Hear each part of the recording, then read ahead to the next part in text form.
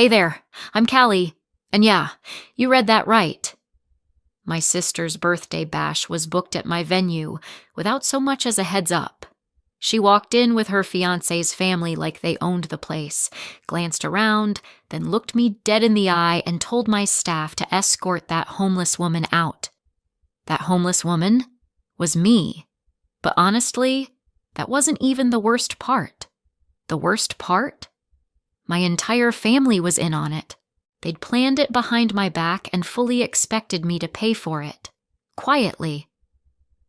The second I stepped onto the wraparound porch of my parents' house in Savannah Bay, that familiar pressure hit my chest, like my lungs knew to brace before my heart did. It was early June, the air thick with humidity, jasmine, and a hint of crawfish from someone's backyard boil. I hadn't come home in nearly 5 months, not because I was busy, but because I knew exactly how it would play out.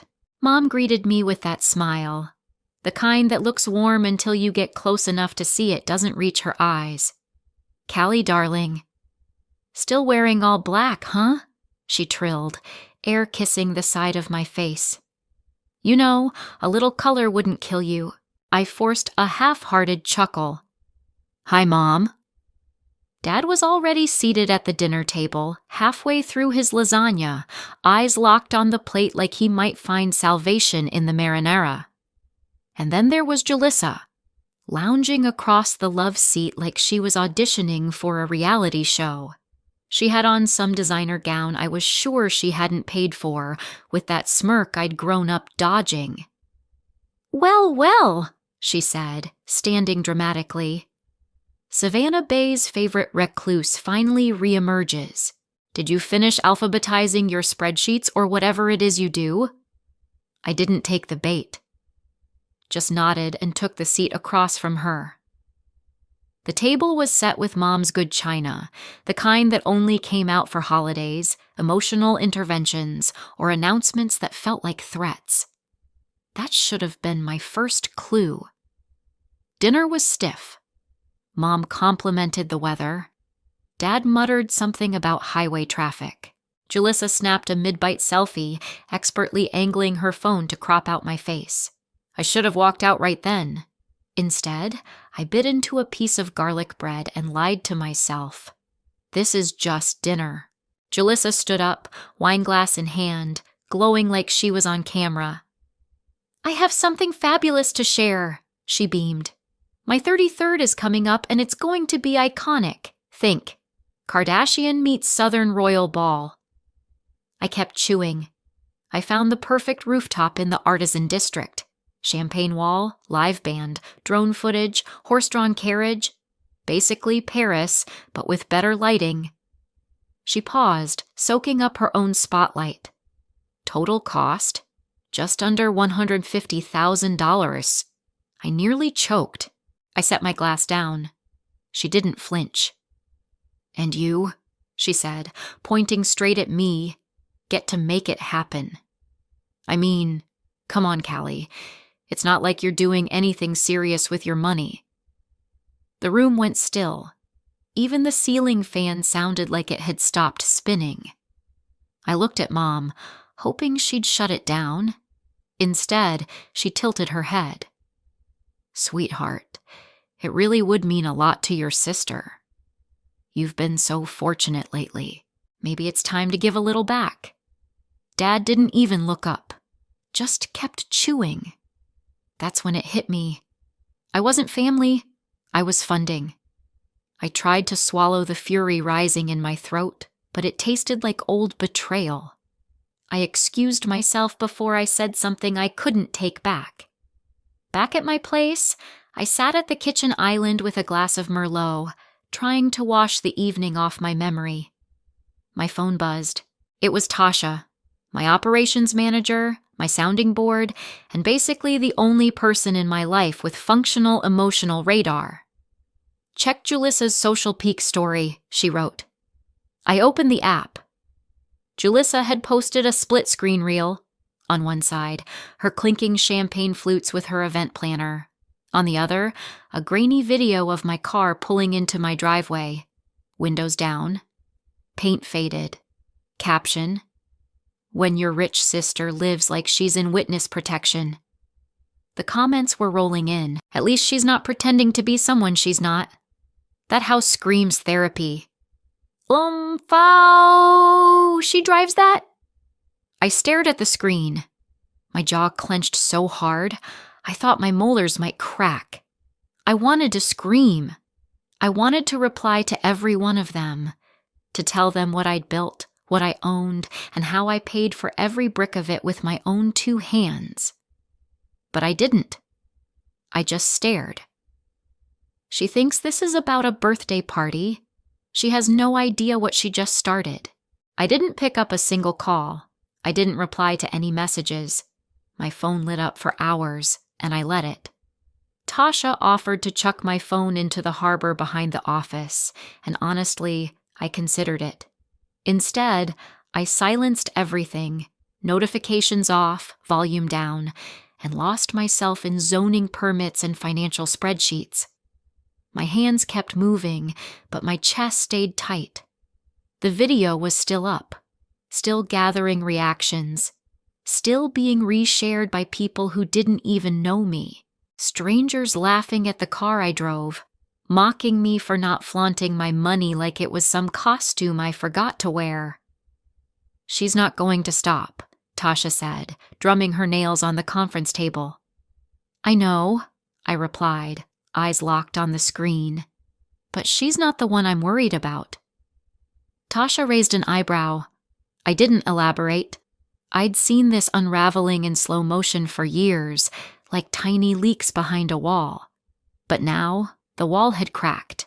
And behind it, the rot was spreading. That afternoon, I was reviewing vendor contracts when I spotted a silhouette through the frosted glass of my office door. My stomach sank. My mother didn't book appointments. She floated in like she had a key to the building. Arms full, she stepped inside. "Thought I'd drop by," she said cheerfully, placing a Tupperware of banana bread on my desk. She glanced around. "Still no receptionist?" "You really should make this place more inviting, Callie." I gave her a practiced smile. "Hey, Mom." She sat without being asked, adjusting her blazer like she was about to pitch me something. "You work too much. Always have, just like your father. Although he was never great with money, you get that from me." I said nothing. Through the glass, I could see Tasha watching me closely, but I didn't call her in. Then Mom reached into her bag and pulled out a thick cream-colored envelope.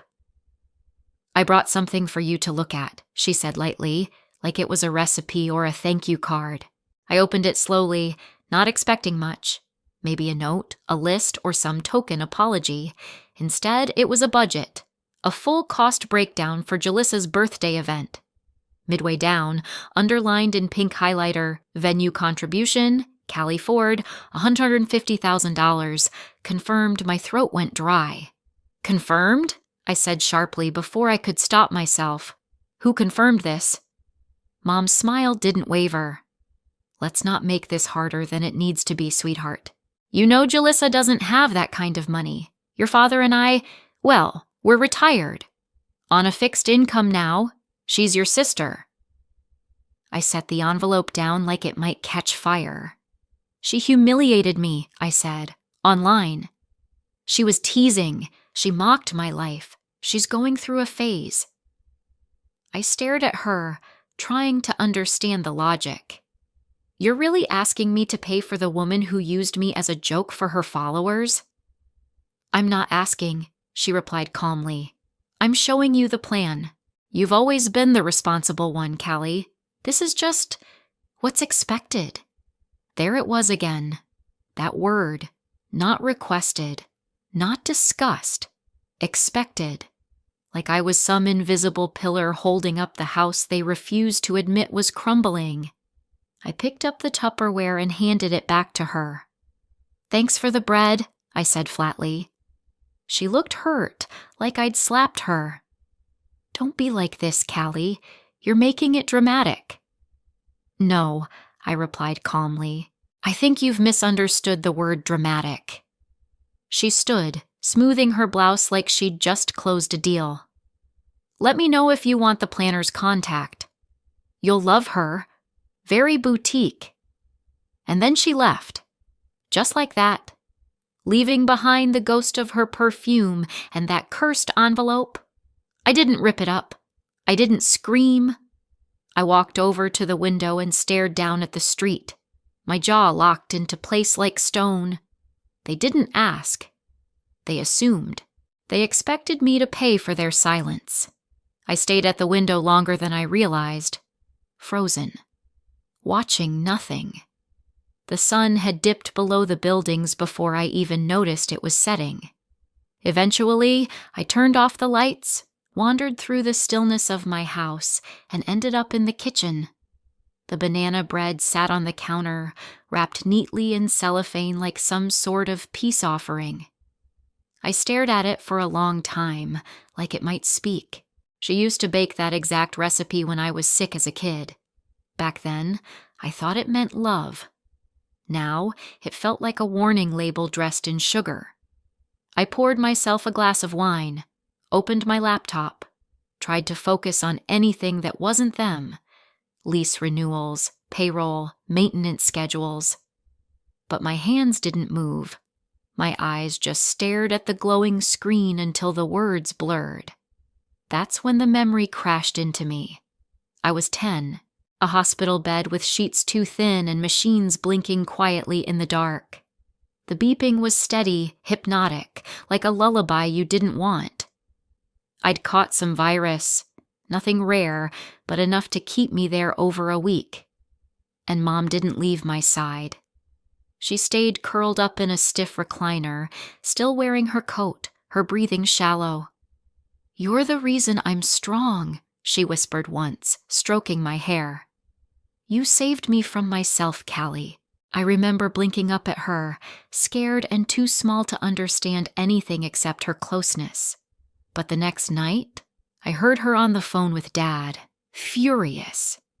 "You didn't bring the right insurance forms," she hissed. "We gave up everything for her. I quit my job, Walter. You're working night shifts like a damn mule. I don't care what it takes. We are not leaving her in one of those awful state-run places." Then she hung up, turned to me and smiled like nothing had happened. "We've sacrificed so much for you, sweetheart," she cooed, brushing my forehead. "Just promise you'll never forget that, okay?" I was 10, so I nodded. Back then, I thought it was love, a parent's devotion. I had no idea it was the opening line of a long, quiet contract. I snapped back to the present, my adult self sitting in a still kitchen with frozen dinners stacked in the freezer and no one asking how I felt, just what I could give. They never ask. They expect. And when you say no, they remind you what they've done. Guilt was the invoice they mailed every time I refused to comply. My brain spiraled into all the moments I'd ignored. College tuition? I never questioned why my classes were at night so Julissa could explore her creative path full-time. Family dinners? My gifts were always met with, "Wow, not bad for someone without a husband." Every sacrifice I made was meant to be followed by a thank you. Except mine never came. I opened a draft email to my mother. Something soft, diplomatic. "I appreciate you stopping by. I just wish these things were discussed more openly." I stared at the screen for a second, then deleted it in one swipe. I stood up, walked to the freezer, slid the banana bread right between a bag of frozen peas and an old bottle of vodka, closed the door. "I'm not your debt to collect," I whispered. "I'm not your redemption story." I didn't cry. I didn't smile. But for the first time in a long time, I felt the ground beneath me, solid. I used to believe that being needed was the same as being loved. Now, I wasn't so sure. The next morning, I was back at my desk before the sunrise had reached the windows. Downtown Savannah Bay was still asleep.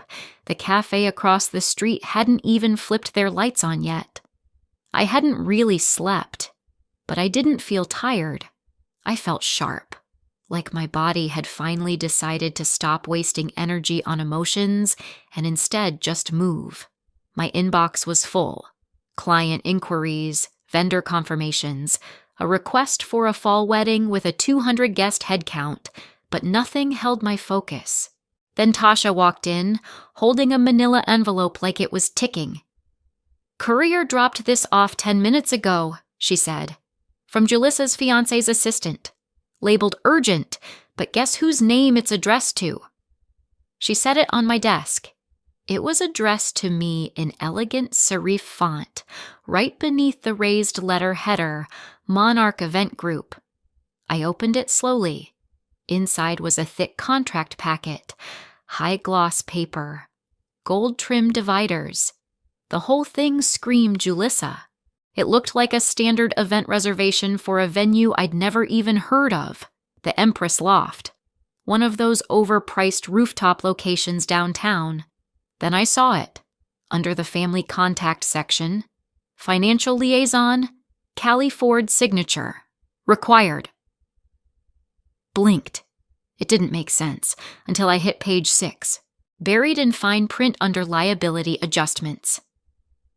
In the event the primary booking party fails to remit payment in full within 30 business days, the listed family contact assumes full financial responsibility for any unpaid balances, legal fees, and associated penalties. I stared, read it again, then laughed. Short, dry. "She really thought I wouldn't read this," I said. Tasha crossed her arms. "She thought guilt would sign it for you." My fingers curled around the contract, firm, not enough to crease it, but enough to feel its weight. I didn't say anything right away. I didn't need to. I slid the entire contract packet into my bottom drawer and labeled it in my mind. Evidence. "You know," I said, tapping the desk lightly, "if Julissa put this much effort into managing her own finances, she wouldn't need a backup wallet with my face on it." Tasha raised an eyebrow. "Want me to shred it?" "Nope." Let her wonder. I turned to my laptop, pulled up a new email, and typed without a greeting. No fluff, no fake warmth. Subject: RE. Contract request body. We do not process documents submitted through emotional channels. All future communications must be routed through our legal department. Unsolicited contracts will not be acknowledged. C. Ford. I hit send. Then I opened my calendar, scrolled to next week, and created a recurring weekly reminder. Monitor financial setups, family. I stared at the title for a beat, then whispered to myself, that's the last time they catch me off guard. This wasn't heartbreak anymore. It wasn't betrayal. It was business. And in business, I don't scream. I build. I build walls tall enough that they echo. Saturday mornings at the Haven House used to be peaceful, calm. I'd stroll through the marble foyer with a clipboard in hand, checking linens and lighting, confirming florals like a conductor fine-tuning a symphony before the curtain rose. But this Saturday was different. As I moved across the floor, something felt off. The air had a static hum to it, unspoken chaos waiting to surface. Tasha trailed behind me, double-checking system updates on her tablet. She paused by the mirrored hallway and frowned. "Did you approve white gardenias for next weekend's VIP event?" "No," I said, not even breaking stride. "I haven't touched next week's calendar." Her brow furrowed. "Well, someone did. There's a request logged, along with imported ice sculptures, candles from Provence, and a sound permit for live music." I stopped, walked over, scanned the booking entry, client initials JF3. My stomach dropped. "She wouldn't," I muttered. "She might," Tasha said gently. We headed straight to the event records in the back office. I logged into the back-end system, bypassed our third-party booking software. And there it was, the Haven Grand Lux package booked via external agency, scheduled for Jalissa's birthday weekend. No call, no email, no notice. She booked my venue like it was a hotel room, like I was just another vendor. "She's trying to force your hand," Tasha said quietly. "If everything's already moving, you'll look petty pulling the plug." It was desperate, but smart. I didn't say a word, just opened the security camera feed from the previous night. There she was, Julissa, wearing stilettos too high for cobblestone, twirling around the ballroom like it was her personal stage. She was laughing, gesturing wildly, talking animatedly to a planner I didn't recognize. Her hands flailed like she was directing a music video, pointing to the terrace, spinning in a circle to show off the vibe. "She's acting like she already owns the place," Tasha muttered. I leaned back in my chair, arms folded, eyes still locked on the screen. "She thinks I won't confront her in public." Tasha didn't respond. She knew better than to break that kind of silence. Julissa thought this was a game of optics, a performance of elegance and passive aggression. But this was my stage, and on my stage, the rules were different. "Don't cancel anything," I said finally. "Not yet." Tasha looked at me sideways. "You're letting her go through with it? I'm letting her bury herself." I opened a blank folder on my desktop, labeled it JF, Unauthorized Booking. Inside, a subfolder, Communications. "Document everything," I said, voice low. "She wants this party to be her crowning moment. Let's make sure she earns every second of it." Tasha smirked. "You want a paper trail? I want a mountain." We stepped back into the foyer. Staff moved around us, setting up for a bridal brunch, oblivious to the quiet war unfolding behind the scenes. This wasn't about contracts anymore, not about a birthday. It was about who owns the name on the gate. It was a Wednesday afternoon. I was working from my home office. The windows were cracked just enough to let in the sweet, heavy scent of gardenias blooming in the yard. For the first time in weeks, I'd found a rhythm again, skimming contracts, revising layouts, sipping lukewarm coffee that didn't bother me. Then my phone buzzed. It was Tasha. "You might want to check Ballroom Cam 3. It's happening." I didn't ask what she meant. I just clicked. The feed from the Haven House's grand ballroom flickered onto my screen. Crystal chandeliers glowing, gold-trimmed sconces casting warm light. Everything looked calm, elegant. Until she appeared. Julissa, storming across the marble in 5-inch stilettos, already mid-rant. "This is the color scheme? Are you kidding? It looks like a middle school prom." She flung her arms at the decorator, who stood frozen beside a half-finished centerpiece. The florist beside them winced as Julissa tore a rose from the arrangement and tossed it to the floor. "You call this luxury? This is sad. My followers are going to roast me for this mess." A young staffer passed by, arms full of linens. Julissa snapped her fingers. "Hey, linen girl! That's not the fabric I ordered. God, is anyone here even literate?" The girl paused, young, nervous. English clearly wasn't her first language. She gave a small, polite smile and kept walking. Julissa rolled her eyes. "Unbelievable. You let amateurs run this place?"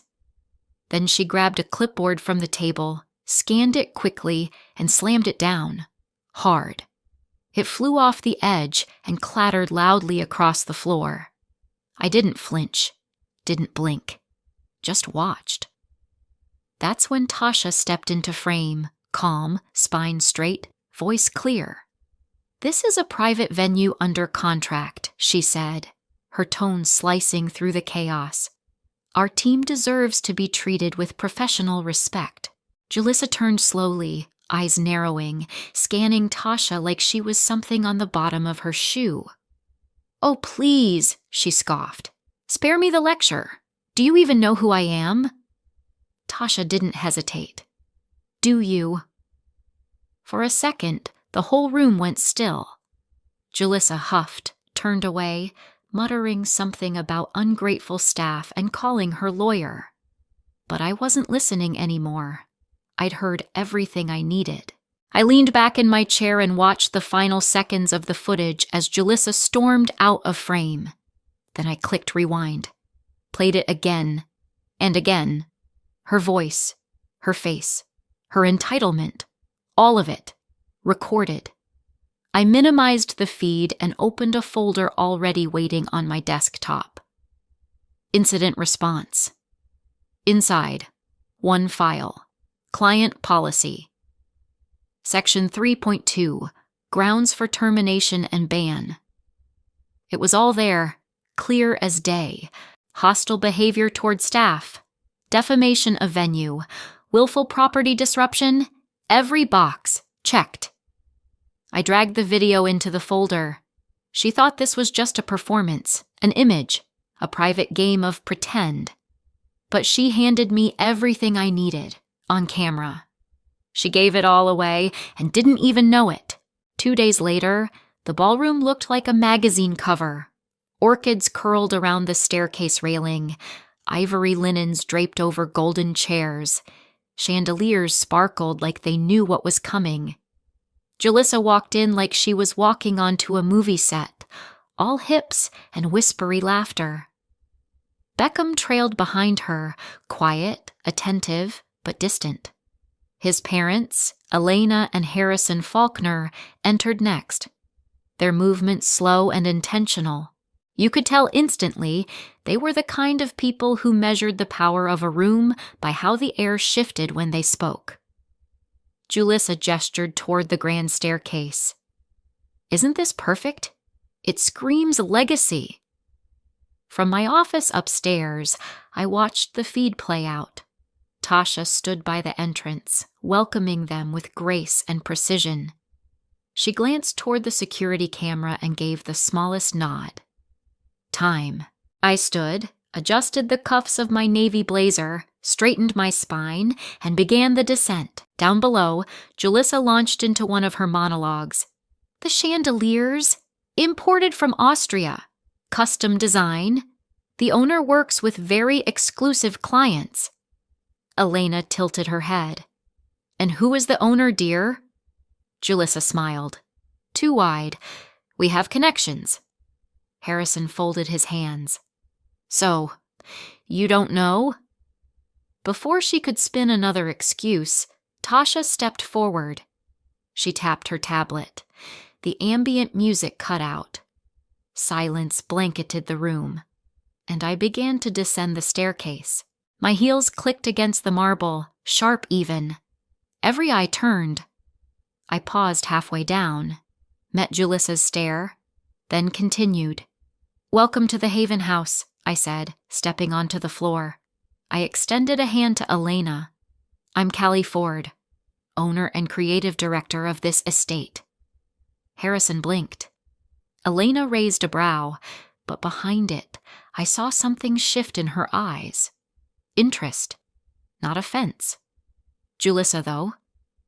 She looked like someone had yanked the floor out from under her. "You own this place?" she choked out. "But you live in that tiny house." I turned toward her, calm and measured. "A smart businesswoman doesn't wear her assets on her sleeve," I replied. "She builds them, brick by brick, and lets them speak for themselves." Elena's smile grew slowly, like she'd just discovered a rare gem. "How refreshing," she said.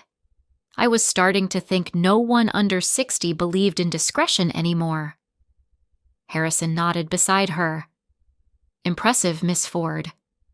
"Very impressive." Beckham looked at me then.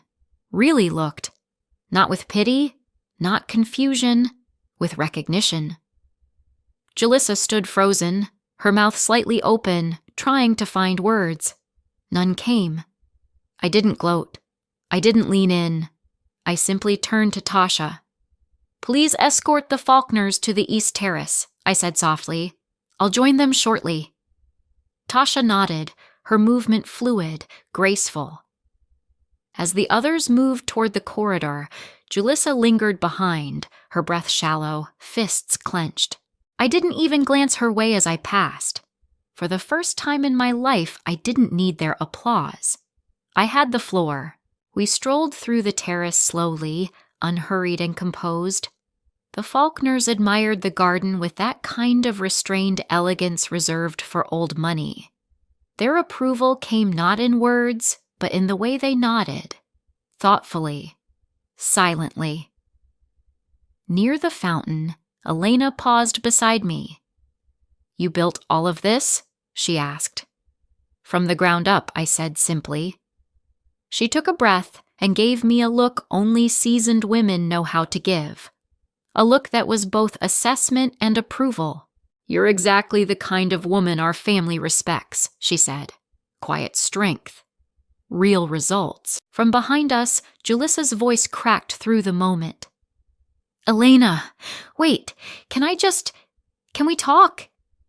Her voice was small, smaller than I'd ever heard it. For the first time in years, she sounded like the younger sister she actually was, but Elena didn't turn around. A moment later, Harrison walked up, placing a steady hand on Beckham's shoulder. "You may want to reconsider your priorities," he said to him, plainly, firmly. Beckham looked at Julissa, then at me. He didn't say a word, but his silence was enough. It didn't protect her. It revealed her. Julissa broke down in the hallway. She leaned back against the mirrored wall, makeup smudged, voice cracking in a half-sob. She slid to the floor slowly, like gravity had finally caught up to her. I didn't stop. I didn't gloat. I walked past her, heels sharp, pulse steady, face unreadable. That night I returned to my home. I turned off every light, except the one in the kitchen. The silence felt different now. It wasn't empty. It was earned. I sipped tea, letting the warmth spread through me when my phone buzzed. A single text. From my father. "Can we talk?"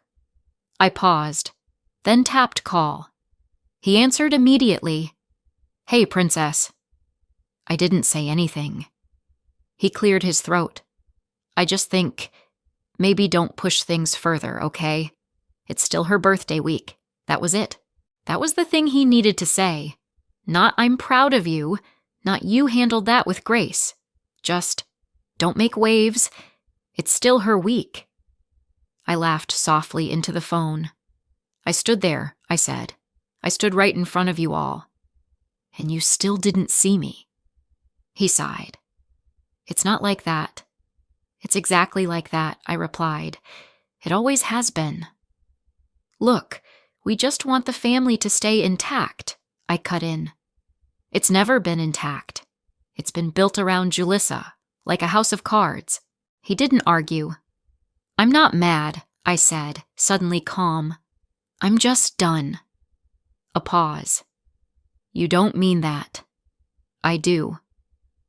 I hung up, then slid the phone into the drawer by the sink and closed it gently. Outside, the lights of Savannah Bay blinked quietly against the dark sky. Somewhere nearby, music drifted from a jazz bar, soft, aching, like a memory wrapped in brass and smoke. I didn't wait for someone to show up. Didn't hope for a knock or a message. I just breathed. I didn't lose my family.